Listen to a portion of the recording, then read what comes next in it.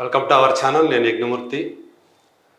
Lavanya Raj Tarun case రకరకాల మలుపులు తిరుగుతూ, అంటే ఒకటి కాదు రెండు కాదు, రోజుకు మలుపు అన్నట్లుగా తిరుగుతూ దాదాపు 45 డేస్ నుంచి మనం చూస్తూ వస్తున్నాము. ఒక వెబ్ సిరీస్ లాగా, ఒక టీవీ సీరియల్ లాగా అది నడుస్తూ ఉండటము. అట్లాగే లేటెస్ట్గా ఈ కేసులో ప్రముఖంగా వినబడుతున్న మూడో పేరు మస్తాన్ సాయి. సో ఈరోజు ఆయన్ని ఒక డ్రగ్ కేసులో గుంటూరులో పోలీసులు అరెస్ట్ చేశారని వార్త బయటికి రావటం పెద్ద సంచలనాన్ని కలిగించింది.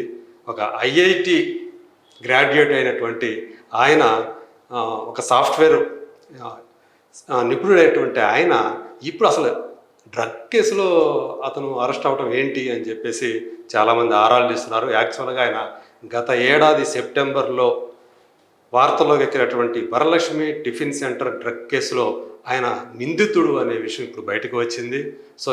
ఇప్పుడు ఒక ఆల్మోస్ట్ 1 year తర్వాత ఆయన పోలీసులు అరెస్ట్ చేయటం అనేది ఈ కేసుకి మరొక లావణ్య రాజ్ తరుణ్ కేసులో ఇంకొక మలుపుకి కారణమైంది.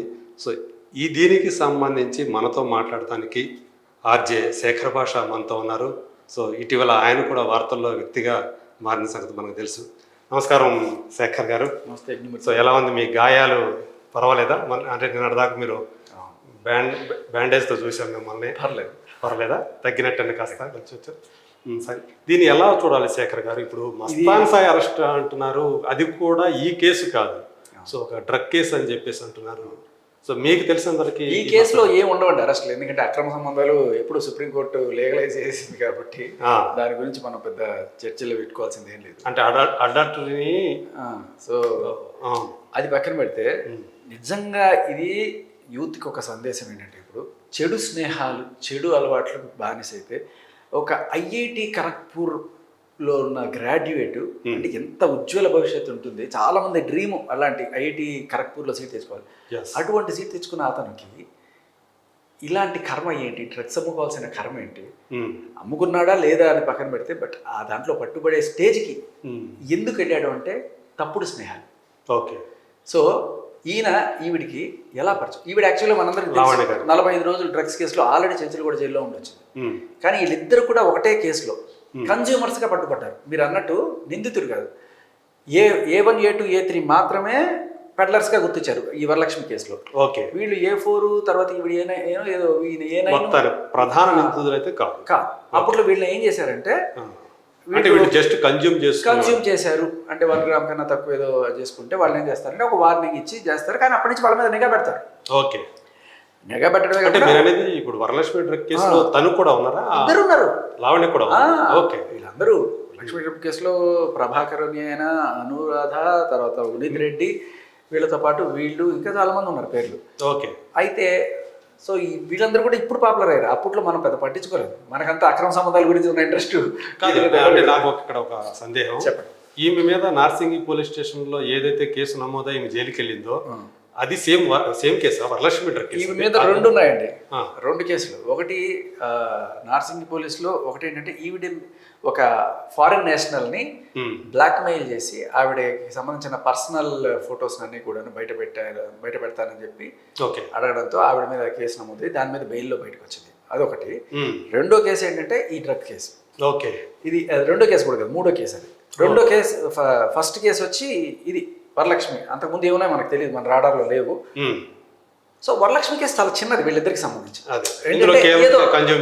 పార్టీకి వెళ్ళారు, ఏదో తీసుకున్నారు, తప్పు అలాంటివి చేయకండి అని చెప్పి ఒక వార్నింగ్ ఇవ్వడంతో పాటు వాళ్ళ మీద నిఘా పెడతారు. ఎందుకంటే వీళ్ళకున్న అనుభవం ఏం చెప్తుందంటే, ఇది NDPS డిపార్ట్మెంట్కి ఉన్న అనుభవం ఏం చెప్తుందంటే, ఇనిషియల్గా ఎవడైతే కన్స్యూమర్ ఉంటాడో వాడు ఓవర్ పీరియడ్ ఆఫ్ టైం మారకపోతే పెడ్లర్ అవుతాడు. మనకి ఆ పెద్ద ఆయన ఇంటర్వ్యూ కూడా ఇచ్చారు, ఆయన సీనియర్ ఆఫీసర్. వీళ్ళందరూ eventually they will become peddler. అయితే ఈయనకి ఏం కర్మ? ఒక ఐఐటి గ్రాడ్యుయేట్ అయ్యి ఉండి ఒక మంచి సాఫ్ట్వేర్ ఫర్మ్ పెట్టుకొని ఈ చిల్లరగా డబ్బులు సంపాదించుకోవాల్సిన కర్మ ఏంటంటే మనందరికి డౌట్ రావచ్చు.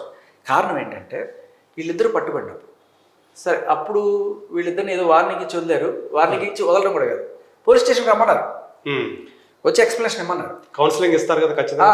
అప్పుడు ఈ అబ్బాయి వెళ్ళాడు, ఈవిడ వెళ్ళాల.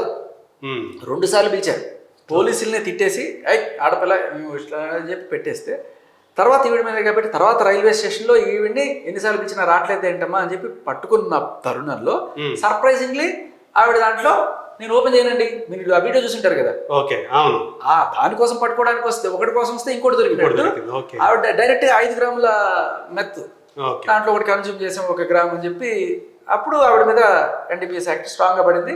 45 రోజులు చెంచలు కూడా చేయలేదు. ఈయన అప్పటికి ఇంకా పెడ్లర్గా గుర్తించలేదు. ఈవిడ మాత్రం ఆ సెక్షన్లో పెట్టి 22B అదేంటంటే ఆల్మోస్ట్ 10 ఏళ్ల వరకు కన్ఫర్మ్ అవుతుంది. ఓకే. అయితే ఏమన్నారు అప్పట్లో, ఈవిడ ఎండ్ యూజర్ కూడా అయి ఉండొచ్చు, ఈవిడ ఎవరెవరికి డిస్ట్రిబ్యూట్ చేస్తుందని మాకు తెలియదు అనేది. అయితే ఆ టైంలో ఏది రెండో కేసులో పట్టుకున్నప్పుడు డ్రగ్స్ కేసులో ఈవిడ ఇచ్చిన కన్ఫెషన్ స్టేట్మెంట్లో ఈయన పేరు ఆయన కథ సారీ ఎలా అంటే ఆవిడ యాక్చువల్ ప్రధానంగా ఆ రోజు ఆ కేసులో ప్రధానంగా పెడ్లర్స్గా పోలీసులు గుర్తించింది అనురాధ అనే ఒక అమ్మాయిని, ప్రభాకర్ రెడ్డి అని చెప్పేసి దాని యజమాని, tiffin centre Varalakshmi tiffin centre యజమాని. అయితే ఈవిడ చెప్పింది ఏంటంటే నాకు ఎలా ఇది పరిచయం అయినప్పుడు ఈ ఉన్నిత్ రెడ్డి అనే అతను నాకు అలియాస్ చింటూ నాకు తెచ్చిచ్చేవాడు 1500కి ఎక్కడో కొని నాకు ఇస్తే నేను ఇక్కడ 6000కి అమ్మేవాడిని. ఇది ఆమె కన్ఫెషన్. ఓకే. అయితే ఆ కేసులో 3 నిందితులు. రెండోది ఈవిడ పట్టుబడినప్పుడు ఈవిడ, ఉన్నిత్ రెడ్డి అండ్ వాళ్ళ మిసెస్. ఓకే. సో వీళ్ళ 3 ఉన్నప్పుడు 3 పట్టుకోవాలి కదా, ఈవిడ మాత్రమే అరెస్ట్ చేశారు, వాళ్ళిద్దరిని ఎందుకు చేయలేదు అనే డౌట్ కూడా వస్తుంది. ఈవిడ చెప్పిందల్లా స్టిల్ వాళ్ళిద్దరూ కూడా ఇప్పుడు బయట అట్లాగే ఉంటారు, ఆ కేసుకి సంబంధం లేనట్టుగా ఉన్నారు. ఎందుకు అంటే చెప్తారు. ఇప్పుడు ఈవిడ కన్ఫెషన్ ఇస్తుంది, కన్ఫెషన్ ఇచ్చినంత మాత్రం ఇప్పుడు నాకు యజ్ఞమూర్తి అమ్మాడండి అని చెప్పొచ్చు, అంత మాత్రం మీరు నమ్మినట్టు కాదు కదా. అలాగే ఆవిడ చింటూ అమ్మాడు, ఇప్పుడు రేపు ఆవిడ వచ్చి రాస్తారునే నాకు అమ్మాడని చెప్పొచ్చు, దానికి ఏదైనా ప్రూఫ్ ఉండాలి కదా. చెప్పావు కదా అని చెప్పి చెప్పడానికి అయితే లేదు కదా, చెప్పిన వెంటనే యాక్షన్ ప్రూఫ్ లేదు. కాబట్టి మేబీ వాళ్ళకి సరైన సాక్ష్యాధారాలు దొరక ఈ చింటూ అండ్ వాళ్ళిద్దరు బయటే ఉన్నారు ఇప్పుడు, దే ఆర్ ఫ్రీ, బయట బాగానే దొరుకుతున్నారు. కాబట్టి మేబీ బలమైన సాక్ష్యం లేకపోవడం వల్ల వాళ్ళు లేదు నిజంగా చేయలేదో మనకు తెలియదు. వాళ్ళు చెప్తున్న వర్షన్ ఏంటంటే మేము ఈవిడికి తెచ్చి ఇవ్వడం ఏమిటి, ఈవిడ డైరెక్ట్గా గోవా నుంచే తెచ్చుకుంటుంది, మీరు కావాలంటే మీరు దానికి ఒక ప్రూఫ్ మనకి ఏం దొరుకుతుందంటే ఒకనొక ఇంటర్వ్యూలో ఈవిడ ఏం చెప్తుంది, మీరు ఒక యాంకర్ అడిగింది ఇట్లాగే, మొహమ్మద్ మీరు డ్రగ్స్ చేస్తారా లేదా అంటే ఆవిడ లేదు అని ఖరాఖండిగా చెప్పలా. ఏం చెప్పిందంటే అంటే ఇప్పుడు కాదండి, నేను గోవాలో ఉన్నప్పుడు అక్కడ డీజే చేస్తున్నప్పుడు పబ్బుల్లో అప్పుడు కొంచెం అలవాటు ఉండింది, తర్వాత మానేశాను అని మాట క్లియర్గా చెప్పింది. అంటే అలవాటు ఉండింది. సో అక్కడ గోవాలో ఉన్నప్పుడు నేను అనేది. సో మనకు కొన్ని ఫొటోస్ కూడా సర్ఫేస్ అవ్వడం చూసాం, గోవాలో ఒక తెల్ల ఆయన తోటి ఆయన ఏదో యోగా చేసేవాడు, రేకి చేసేవాడు ఏదో చెప్పింది. బట్ హూ నోస్, ఇప్పుడు మస్తాన్ సాయిని ఇంటర్గేట్ చేస్తే ఏ విషయాలు బయటకు వస్తాయో, మరి ఈవిడ సోర్స్ మరి పోలీసులు కనుక్కున్నారో లేదో తెలియదు, 45 రోజులు పెట్టుకున్నారు, ఆవిడ కనుక్కున్నారో లేదో తెలియదు. బట్ ఈవిడ ఎవరెవరికి ఇచ్చింది అనే దాంట్లో అప్పుడు క్లారిటీ లేదు, కానీ ఇవాళ ఎవరెవరికి ఇచ్చింది అనే దాంట్లో క్లారిటీ ఉంది. ఎందుకు అంటే ప్రీతి బయటకు వచ్చి చెప్తోంది ఇట్లా ఇచ్చారని చెప్పి. అంతేకాకుండా వాళ్ళ ఇంట్లో పని అతను ఎవరైతే అతని పేరు శ్యామ్, అతను క్లియర్ కట్గా ఈవిడ జైలు నుంచి వచ్చిన తర్వాత అక్కడెక్కడో పాతి పెట్టుకున్న గంజా ఇంత తీసుకొచ్చి ఇక టేబుల్ మీద పెట్టి ఇతనికి కూడా ఇచ్చింది అని ఆ ఫోటోలతో సహా అతను చెప్తున్నాడు. ఎక్కడ పాతి పెట్టింది, పని అతనికే ఇచ్చింది కదా, ఏమన్నా స్మోకింగ్ అంతేకాకుండా రాజ్ తరుణ్ వెళ్ళిపోయిన తర్వాత ఈవిడ వస్తుందని తెలియగానే రాజ్ తరుణ్ కాడి చేసి వెళ్ళిపోయిన తర్వాత ఆ విల్లాలో ఈవిడ మాత్రమే కాకుండా మస్తాన్ సాయి, చింటూ అండ్ ఈవిడతో జైల్లో గడిపిన ఒక ముస్లిం అమ్మాయి, ఆవిడ సెల్మేట్ లేకపోతే అక్కడ జైల్ మేట్, ఆవిడతో పరిచయం ఏర్పరచుకో, ఆవిడ కూడా అదే కేసులో అట్లాంటి కేసులోనే డ్రగ్స్ కన్స్యూమ్ చేసిన కేసులో వస్తే ఆవిడని మళ్ళీ ఇంటికి పిలిపించుకొని వీళ్ళందరూ కలిసి ఉండేవాళ్ళు, అయితే నాతో ఇంజెక్షన్స్ తెప్పించుకునేవాళ్ళు అని అతను చెప్పాడు.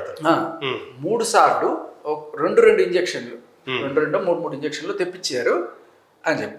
సో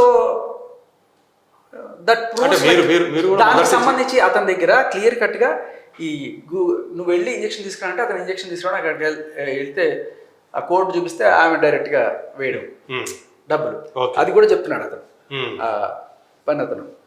సో ఇప్పుడు నేనేమంటానంటే ఈవిడ డైరెక్ట్గా గోవా నుంచి తెచ్చుకున్నా, ఎక్కడి నుంచి తెచ్చుకున్నా ఈవిడ అక్కడ స్టాక్ పెట్టుకుందా, అది అందరికీ డిస్ట్రిబ్యూట్ చేస్తుందా అనేది ఇప్పుడు ఒక్కొక్కళ్ళు బయటపడుతున్నారు.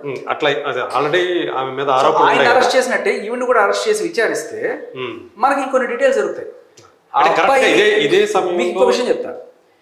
ఈ విషయం నాకు తెలిసి నేను లిటరల్లీ మన ఎస్ఓటి వాళ్ళ దగ్గరికి వెళ్ళా.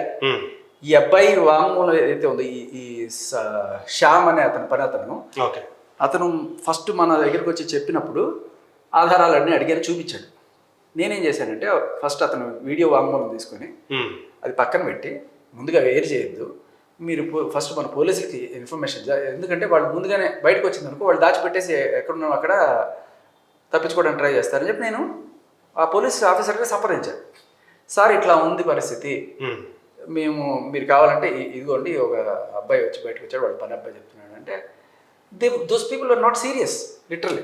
ఓకే ఇప్పుడు ఉన్నటువంటి మేము అంత చేయలేము, ఉన్నటువంటి వెళ్ళి రైడ్ చేయడాలు ఇట్లాంటివన్నీ కూడా అంత ఈజీగా ఎందుకని అంటే డ్రగ్ కేసుని అంత వాళ్ళు అంత అదే అంటున్నా. నాకు ఇప్పుడు రేవంత్ రెడ్డి గారేమో డ్రగ్స్ మీద ఉక్కు పాదంతో తొక్కేస్తాం అన్నప్పుడు ఇప్పుడు ఒక సామాన్య పౌరుడే కాదు గత ఆల్మోస్ట్ ఒక 25 రోజులుగా దీనిపైన పోరాటం చేస్తున్నాను, కనీసం ఒక గుర్తింపు పైన ఉంటుంది, ఇతను ఏదో చేస్తున్నాను.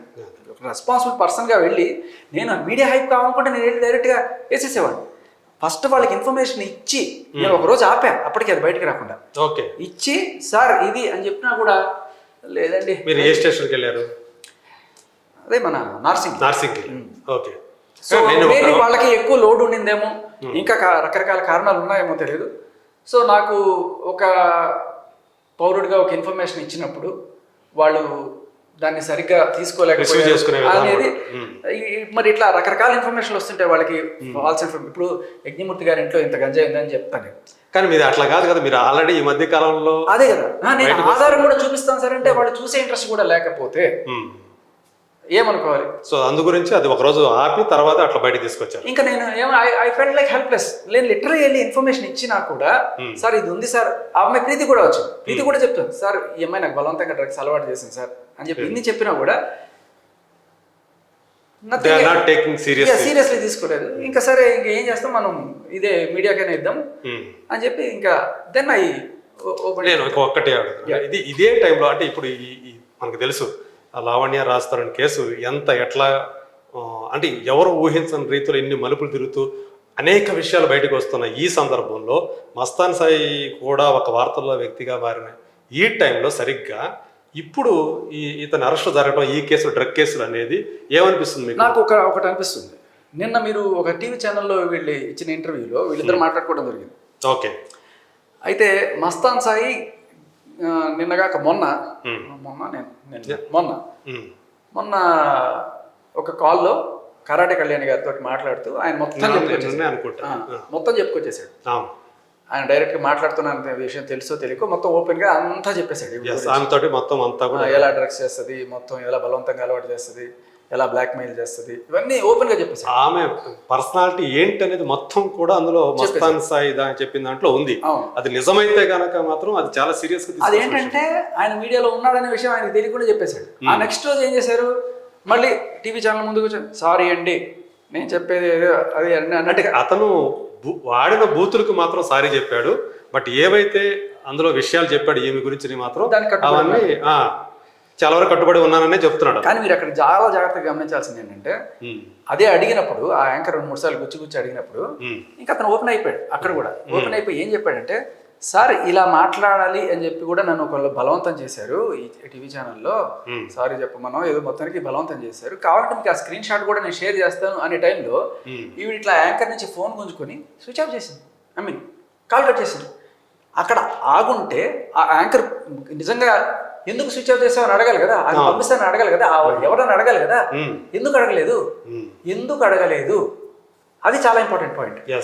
ఇంకొకటి డౌట్ ఏమొస్తుంది అంటే మనకి, అంటే ఇన్ని సాక్ష్యాలు వెళ్ళి చూపిస్తున్నా ఆల్రెడీ బెయిల్ నుంచి బయటకు వచ్చి ఈవిడ ఇలా నన్ను కొట్టించడం కానీ లేకపోతే ఆ ఎవరు ఈ పని ఆయన ఎవరైతే ఉన్నారో అతని పేరు శ్యామ్ అని అతన్ని బెదిరించడం కానీ, బెదిరిస్తూ కాల్స్ వాళ్ళ ఇంట్లో వాళ్ళందరికీ ఫోన్ చేసి బెదిరించడం, దీంతో పాటు ప్రీతిని మీరు గమనిస్తే ప్రీతిని గత 4-5 రోజులుగా ఇన్ని రకాలుగా ఇవాళ కూడా ఏమీ సంబంధం లేకుండా ఆ అమ్మాయికి సంబంధించిన కొన్ని ఏదో పర్సనల్ ఫొటోస్ అవన్నీ కూడా వేరే మీడియాస్లో లావణ్య లీక్స్ అని చెప్పి ఇస్తుంది.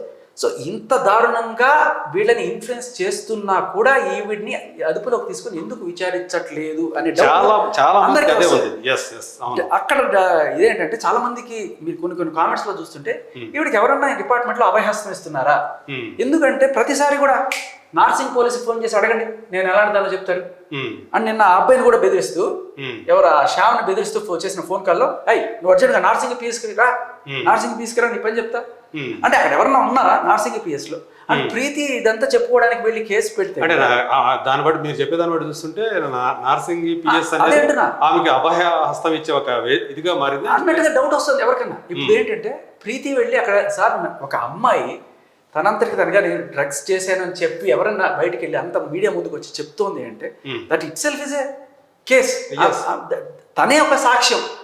లిటరల్లీ అలా చెప్తుంది. రీహాబ్కి వెళ్ళి వచ్చాను సార్ నేను ఇంత చేశాను అంటే ఆ అమ్మాయికి ఈఎంఐకి ఉన్న సంబంధం కూడా ఈఎంఐ ఎస్టాబ్లిష్ చేసింది క్లియర్ గా. ఇదిగోండి మా మధ్య సంబంధం ఇది అని చెప్పి చక్కగా అక్క చెల్లి అనుకుంటే ఎంత ప్రేమగా మాట్లాడుకున్న కావాలి ఉంది. అండ్ ఇవాళ ఆవిడకి అగ్రెస్ట్ గా ఎవరు చెప్పినా అమ్ముడు పోయారు ఇలాంటి మాటలు ఏ రకమైన సాక్ష్యాధారాలు లేకుండా. కానీ నేననేది ఏంటంటే ఆవిడ ఏమన్నా చెప్పనివ్వండి, కానీ పోలీసులు ఇదంతా చూస్తున్నారు కదా క్లియర్ కట్ గా. ఇప్పుడు నేను వెళ్ళి ఆ అబ్బాయి సాక్ష్యం చూపించడానికి చూస్తే కూడా నిరాకరించడం, తర్వాత ఈఎంఐ వెళ్ళి డైరెక్ట్గా కంప్లైంట్ ఇచ్చినా కూడా ఓన్లీ అక్నాలజ్మెంట్ ఇచ్చారు తప్ప ఎఫ్ఐఆర్ కూడా లేదు. మీకు డైరెక్ట్గా ఆ అమ్మాయి తీసుకొచ్చి మీకు అలవాటు చేసిందని ఏదైనా సాక్ష్యం ఉందా అంటే ఎవరన్నా వీడియో తీసుకుంటారండి? అది కూడా దానికి మనకు సాక్ష్యం దొరికింది. మస్తాన్ సాయి చెప్పాడు నిన్న మస్తాన్ సాయి చాలా క్లియర్ గా చెప్పాడు, నా కళ్ళ ముందే అలవాటు చేసింది. మస్తాన్ సాయితో పాటు ఇంకా 2-3 ఉన్నారు ఆ రోజున. ఉదయ్ కూడా క్లియర్ గా చెప్తున్నాడు, నా కళ్ళ ముందే బలవంతంగా ఇట్లా అలవాటు చేసింది అని చెప్పి. సో ఇన్ని కళ్ళ ముందు కనబడుతున్నా కూడా లిటరల్లీ ఆ అమ్మాయిని ఇంకా లోపలే ఏ రకంగా అదుపులో తీసుకొని విచారించకుండా ఉంటే జనరల్ గా ఏ పబ్లిక్ లో ఉన్న వాళ్ళు మీకు కావాలంటే చూడండి కింద కామెంట్స్ లో వాళ్ళకి డౌట్ వస్తుంది, ఏంటి పోలీసులు ఎవరన్నా ఈవిడికి అభయహస్తం ఇస్తున్నారా అని. అంతేకాకుండా మీరు నిన్న ఒక కాలర్ ఈవిడిని అడిగిన మాట, ఎవరు అవినాష్ అనో లేకపోతే అక్కడికి వెళ్ళారు వీళ్ళు ఎక్కడికి వెళ్ళారు, వాళ్ళ కాల్స్ వీళ్ళ కాల్ రికార్డ్స్ ఇవన్నీ కూడా వాళ్ళ డీటెయిల్స్ వాళ్ళ లొకేషన్స్ ఇవన్నీ మీరు చెప్తున్నారు కదా, మీకు ఎక్కడి నుంచి వస్తున్నాయి ఇవన్నీ, ఏంటి మీ నెట్వర్క్ అంటే నా నెట్వర్క్ ఎయిర్టెల్ అండి అని తప్పించుకునేవాడు. బట్ విషయం ఏంటంటే ఎవరికైనా కొంచెం లాజికల్గా ఆలోచిస్తే ఆర్ డౌట్ వచ్చే విషయం ఏంటంటే ఈవిడకి ఎవరో డిపార్ట్మెంట్లో నుంచి ఇంటర్నల్ ఇన్ఫర్మేషన్ ఇస్తున్నారు, లొకేషన్స్ ట్రాక్ చేయగలుగుతున్నారు, కాల్ డీటెయిల్స్ తీయగలుగుతున్నారు.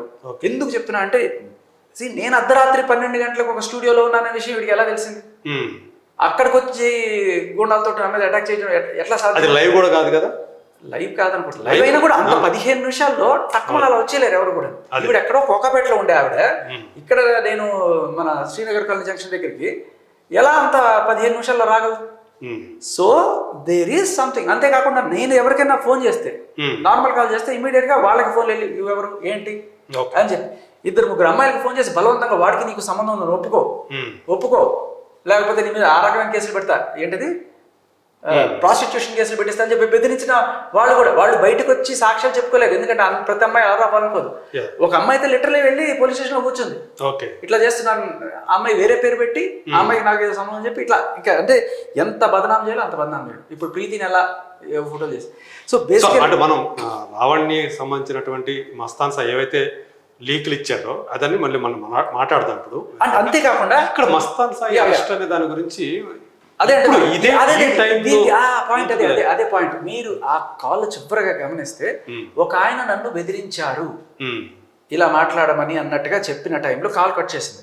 ఆ స్క్రీన్ చాలా కీలకమైనది. ఆ బెదిరింపు ఎవరిది? ఏదన్నా పోలీస్ ఆఫీసరా లేకపోతే వీళ్ళిద్దరు ఈవిడ ఆల్రెడీ డ్రగ్ పెడ్లర్, ఈవిడికి 12 మంది, ఫస్ట్ మామూలు చిన్న కేసు అయినా తర్వాత పెద్ద కేసు అయింది. సో ఈవిడికి సంబంధాలు ఉన్నాయి. ఎందుకంటే ఆ పని అతను కూడా చెప్తున్నాడు, ఎందుకు ఆ డ్రగ్ కేసులో ఎవరైతే ఇంకొక నిందితురాలను ఆవిడని కూడా తెచ్చుకొని ఆ ఇంజెక్షన్ తెచ్చుకొని ఇప్పటికీ అయితే మీరు మొదటి నుంచి మీరు చెప్తున్నారు ఇది లావణ్య రాజ్ తరుణ్ కేసు అనేది కేవలం వాళ్ళిద్దరికి పరిమితమైంది కాదు, దీంట్లో ఇంకా వేరే కోణం ఉంది, డ్రగ్ కోణం అది చాలా సీరియస్ ఇష్యూ అని చెప్పి ఒక మాట చెప్పింది. ఇంకొక మాట చెప్పింది, ఎంత దారుణమైన విషయం అంటే నాకు నా మొగుడు కావాలి అని చెప్పి కేసు పెట్టి అదే మొగుడి ఇంట్లో ఎవరి మస్తాన్ సాయిని తీసుకెళ్లి బెడ్రూమ్లో ఉంచుకొని నా మొగుడు నాకు కావాలని ఇవిడే బయట ఎంత చక్కగా మీడియా ముందుకు వచ్చి చెప్తుంది. కానీ Clear యాక్చువల్గా cut గా ఆ టైంలో అతను అక్కడ ఉంటున్నాడు. మస్తాన్ సాయి అక్కడే ఉంటున్నాడు. ఉమ్. మస్తాన్ సాయి ఉంటున్నాడు, ఆ ఉన్నిత్ రెడ్డి అనే అతను ఉంటున్నాడు, అండ్ ఆ ముస్లిం అమ్మాయి ఉందని చెప్పి మనకి శ్యామ్ చెప్తున్న సాక్ష్యం. ఓకే. వాడికి ఎవరు తెలుసా కేసు పెట్టిన టైంలో ఆ పని అతనికి కేసు పెట్టిన టైంలో కదా సార్, ఉమ్. ఇప్పుడు జైలు నుంచి బయటకు వచ్చిన తర్వాత ఉమ్. ఓకే. జైలు నుంచి ఈ శ్యామ్ అదే అనే ఈ జైలు నుంచి బయటకు వచ్చిన తర్వాత రాజస్థాన్ వెళ్ళిపోయాడని చెప్తున్నారు కదా మీరు. అవును. ఉమ్. ఈవిడ జైలు నుంచి బయటకు రాగానే అప్పటికే ఖాళీ చేసి వెళ్ళిపోయాడు. కానీ ఆ ఇంట్లో ఉంటూ అప్పుడు కొత్త పనివాడిని పెట్టుకుంది ఈవిడ. ఆ పనివాడే శ్యామ్. యా. కరెక్ట్గా 4 రోజులు పనిచేశాడు. జూన్ 1 నుంచి జూలై 1 వరకు అప్పుడెప్పుడు పనిచేశాడు.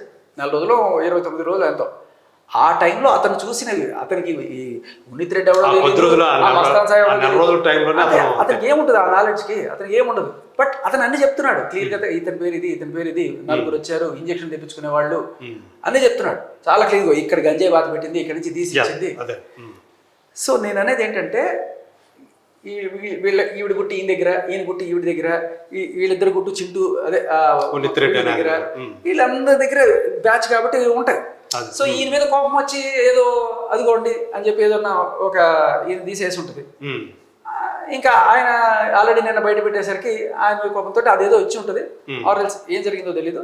మొత్తానికి ఆ ఇన్సిడెంట్ జరిగిన తర్వాతే ఈయన అరెస్ట్ అవడం అనేది మనం గమనించవచ్చు. అట్లా అతను అరెస్ట్కి అది కారణం అయి ఉండొచ్చు అని చెప్పేసి మేబీ షీ కుడ్, అంటే ఈవిడకున్న దీంట్లో డ్రగ్ మాఫియా కాంటాక్ట్స్ లో మరి ఇతను ఆల్రెడీ అదే చెప్తున్నా, మళ్ళీ చెప్తున్నా అందరికీ కూడా, చదువుకొని ఒక ఇంజనీర్ అయ్యి ఐఐటి ఖరగ్పూర్లో ఉన్న ఇతను ఆ ఉన్నిత్ రెడ్డి అనే ఈవిడ రాసిన కంప్లైంట్ ఇది 2023 ఏప్రిల్ 1వ తేదీన 2వ తేదీన పట్టాభిపురం పోలీస్ స్టేషన్లో ఇచ్చిన కంప్లైంట్ ఏదైతే ఉందో దాంట్లో చాలా క్లియర్గా నీకు మస్తాన్ సాయి ఎలా పరిచయం అనేది రాసింది. ఎలా ఉన్నిత్ రెడ్డి ఎవరు A1 దీంట్లో. సో ఆల్రెడీ అతను పెడ్లరో లేకపోతే ఇంకో ఏదైనా కానీ ఉన్నిత్ రెడ్డి పరిచయం చేశాడు. అలా ఈ మొత్తం వీళ్ళందరూ కూడా అంటే ఇతను పరిచయం కాకముందు ఈవిడికి ఆల్రెడీ ఉన్నిత్ రెడ్డితో పరిచయం, హూజ్ ఏ డ్రగ్ పెడ్లింగ్ కేసులో ఉన్న అతను ఉన్నాడా లేదా అనేది వేరే విషయం. బట్ మనకి పోలీస్ రాడార్లో మాత్రం వీళ్ళ పేర్లు ఉన్నాయి.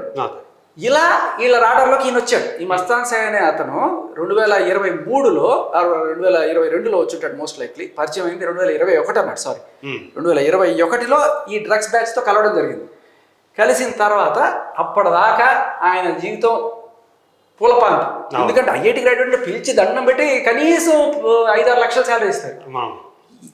అంటే ఒక చెడు స్నేహం వల్ల ఒక మనిషి ఈ రోజున జైల్లో ఉన్నాడంటే, పాడు అలవాట్లు చేసుకుని ఇంత దారుణమైన స్థితిలో ఉన్నాడంటే దానికి కారణం ఈ స్నేహం. ఎలాంటి స్నేహం? లావణ్యతో ఫ్రెండ్షిప్, ఉన్నిత్ రెడ్డి పరిచయం. ఇలా ఉన్నిత్ రెడ్డి ఈవెంట్ తీసుకెళ్ళి ఈయన పరిచయం చేసి అదే చూద్దాం. ఇప్పుడు సమీప భవిష్యత్తులో ఈ కేసు అంటే ఈ డ్రగ్ కేసు కింద కూడా మారుతుంది కాబట్టి ఇది లింకపై ఉంది కూడా కనిపిస్తుంది కాబట్టి లింకపై ఉన్నట్లు దీంతో ఆగుతుందా లేకపోతే ఇంకొక కాల్ కూడా బయటకు వచ్చింది, మీరు గమనించారు లేదు? ఏదని ఇతను మస్తాన్ సాయి ఒక కాల్లో మాట్లాడుతూ కొన్ని విషయాలు మనకి ప్రస్తావించాడు. ఓకే ఓకే, అందులో కొన్ని ఇంపార్టెంట్ పాయింట్స్.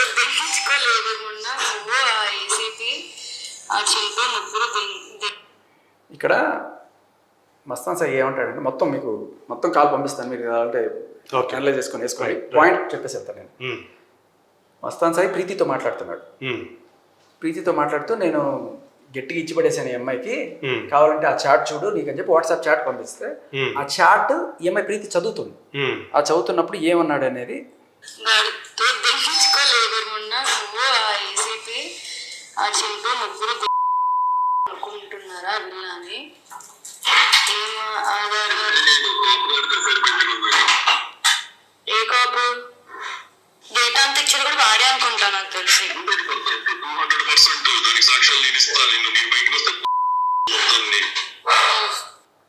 సాక్ష్యాలు నేను ఇస్తానంటున్నాడు. సో ఒక ఏసీపీ నువ్వు ఆ చింటూ కలిసి ఆ విల్లాన్ని కొట్టేద్దాం అనుకుంటున్నారా అనే ఒక చాట్ ఆమె చదువుతుంది. ఎవరు ఆ కాపు అంటే ఇప్పుడు అందరు లొకేషన్స్ ఇవన్నీ ఇస్తున్నాడు కదా, అతనే ఇస్తున్నాడా అని అమ్మాయి అడుగుతుంది.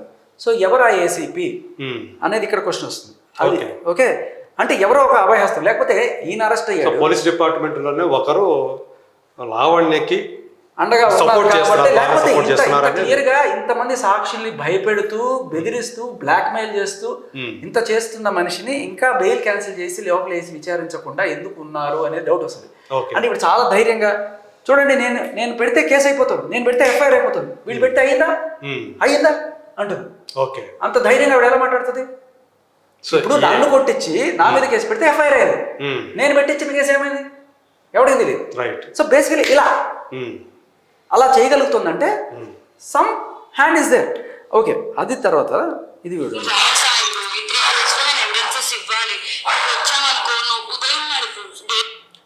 ఈవిడ కేసు పెట్టడానికి వెళ్తే, ప్రీతి కేసు పెట్టడానికి వెళ్తే అక్కడ ఆయన ఎవరో ఆఫీసర్ ఎవరైతే సీఏనో డీసీపీనో ఏసీపీనో అడిగారు, నీ దగ్గర ఏమన్నా ప్రూఫ్ ఉందా ఆ అమ్మాయి బలవంతంగా నీ నోట్లో పెట్టిందని అని అడిగితే, ఈ అమ్మాయి ప్రీతి మస్తాన్తో మాట్లాడుతుంది, నీకే తెలుసు కదా ఆ రోజు మనందరం కలిసే ఉన్నాం కదా, వీళ్ళందరూ కలిసి డ్రగ్స్ చేసేవాడు కాబట్టి. ఈ అమ్మాయి కొత్తగా వచ్చింది ఆ రోజున, వచ్చినప్పుడు నువ్వు ఉన్నావు కదా బ్రో, నువ్వు చెప్పొచ్చు కదా సాక్ష్యం అని అడుగుతున్నప్పుడు వచ్చిన మాట.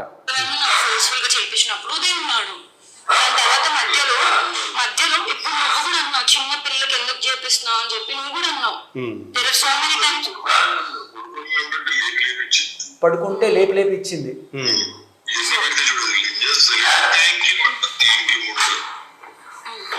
ఏం కాదు, ఇగో అదొక తప్పుడుది. Okay, she's very harmful for every person. నేను అదే చెప్పా, తనకు ఒక మెంటల్ డిసార్డర్ ఉందండి, తను ఒక సైకోపాత్. సో మస్తాన్ సాయి, ఉదయ్ వీళ్ళిద్దరు ఉన్నారు ఈ అమ్మాయి బలవంతంగా ఇచ్చినప్పుడు. పడుకుంటే లేపి లేపి మరీ ఇచ్చావు నాకు గుర్తుంది అని చెప్తున్నాడు. సో అది ఇది అంటే ఇది ఒక దానికి ఈ అబ్బాయి సాక్ష్యం క్లియర్ గా.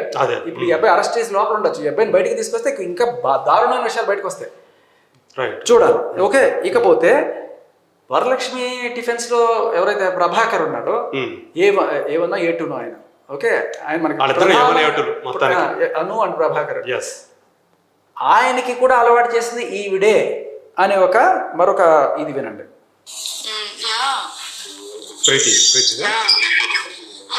ఏమంటుంది తెలుసా, ప్రభాకర్ చింటూ అలవాటు చేశాడని చెప్పాడు, కానీ చింటూ అలవాటు చేయలేదు, పాపం చింటూ అసలు ఏం తెలియదు.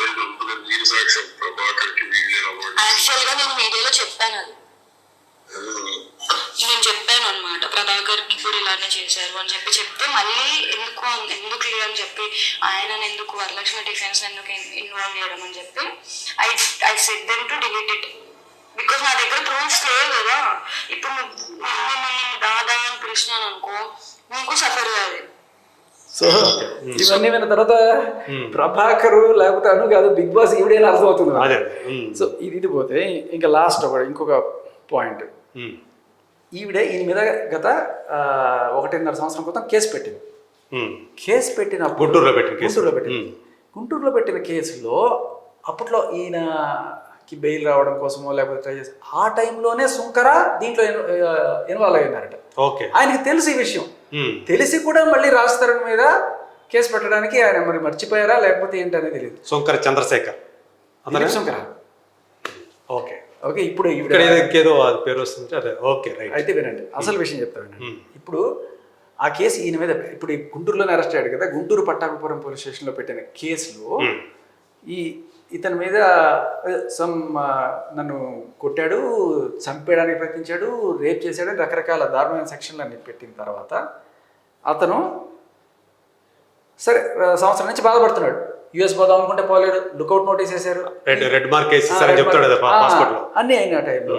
ఇప్పుడు ఈ కేసు వచ్చిన తర్వాత పిలిచారట ఈయన్ని, పిలిచి ఇదిగో నేను చెప్పినట్టు నువ్వు మాట్లాడు, నీ కేసు తీపిచ్చేస్తాం అంటే ఈఎంఐ చేతిలోనే ఉంది కదా, పెట్టింది ఈఎంఐ కదా.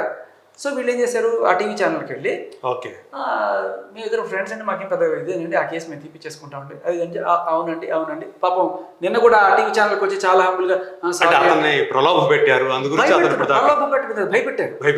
అంటే దారుణమైన విషయం చెప్తా, ఆ కేసు తీసేయడానికి కూడా 20 లక్షలు అడిగారట. ఎందుకు? ఆయన ఏం చెప్పాడంటే, దిలీప్ శంకర్ నాకు ఏం చెప్పాడు అని చెప్పి చెప్పాడంటే, ఇదిగో ఇప్పుడు రాజ్ తరుణ్ మీద పెట్టిన కేసుకి నీ కేసు అడ్డం వస్తుంది, ఎందుకంటే ఈయన కేసు ఉండడం వల్ల రాజ్ తరుణ్ ఈజీ అయిపోయింది కాబట్టి నీ కేసు ఫస్ట్ తీపిచ్చాను, నీ కేసు నేను తీపిచ్చేస్తాను, కాకపోతే దానికి 20 లక్షలు ఖర్చు అవుతుంది అన్నట్టు. అదేనండి.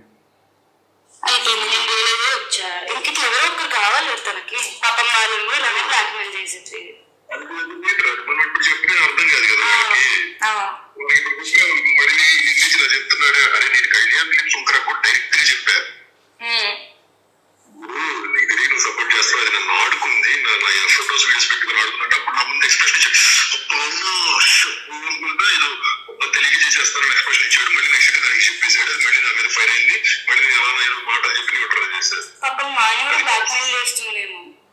సుల్తాన్ కూడా blackmail. ఇప్పుడు దానికి సపోర్టివ్ వాడు కదా. ఓకే ఎప్పుడైతే దీన్ని అసలు అతను ఎందుకు సపోర్ట్ చేస్తున్నారు? is she giving money for him? At least advocate payment అయినా దగ్గర మనీ లేవురా. మొన్న ఒక 3 lakhs ఇచ్చింది ఏది క్వాష్ చేయడానికి, డ్రగ్స్ కేసులు క్వాష్ చేయడానికి.